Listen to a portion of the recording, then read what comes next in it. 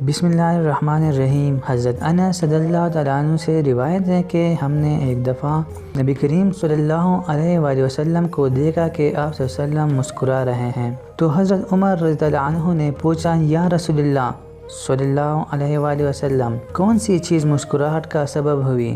आप वसल्लम ने फरमाया, मेरे दो उम्मती अल्लाह ताला के सामने घुटने टेक कर खड़े हो गए हैं। एक कहता है कि या अल्लाह, इसने मुझ पर जुल्म किया है, मैं बदला चाहता हूँ। अल्लाह पाक उस जालिम से फरमाता है कि अपने जुल्म का बदला अदा करो। जालिम जवाब देता है, या रब, अब मेरी कोई नेकी बाकी नहीं रही कि जुल्म के बदले में उसे दे दूँ।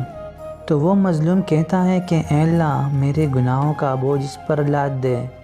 ये कहते हुए नबी करीम सल्लल्लाहु अलैहि वसल्लम आबदीदा हो गए और फरमाने लगे, वो बड़ा ही सख्त दिन होगा। लोग इस बात की हाजतमंद होंगे कि अपने गुनाहों का बोझ किसी और के सर दर दें। अब अल्लाह ताला मज़लूम से फरमाएगा, नज़र उठाकर जन्नत की तरफ देख। वो सर उठाएगा, जन्नत की तरफ देखेगा और अर्ज़ करेगा, या रब, इसमें तो चांदी और सोने के महल हैं और मोतियों के बने हुए हैं। या रब, क्या ये किसी नबी, किसी सदीक़ और शहीद के हैं? अल्लाह ताला फरमाएगा, जो इसकी कीमत अदा करता है उसको दे दिए जाते हैं। वो कहेगा, या रब, भला इसकी कीमत भी कोई अदा कर सकता है?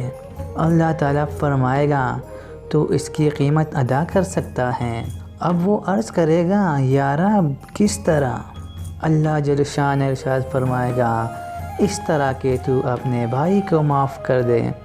वो कहेगा, या रब, मैंने माफ़ किया। अल्लाह पाक फरमाएगा, अब तुम दोनों एक दूसरे का हाथ थामे जन्नत में दाखिल हो जाओ। मोहतरम नाज़रीन, इसके बाद आप सल्लल्लाहु अलैहि वसल्लम ने फरमाया, अल्लाह ताला से डरो, आपस में सुलह कायम रखो, क्योंकि क़यामत के रोज़ अल्लाह पाक भी मोमिनीन के दरमियान में सुलह कराने वाला है। अल्लाह ताला हमें हुज़ूर सल्लल्लाहु अलैहि वसल्लम के बताए हुए रास्ते पर चलने की तौफ़ीक़ अता फ़रमाए। आमीन। मज़ीद वीडियोज़ के लिए हमारे चैनल को सब्सक्राइब करें।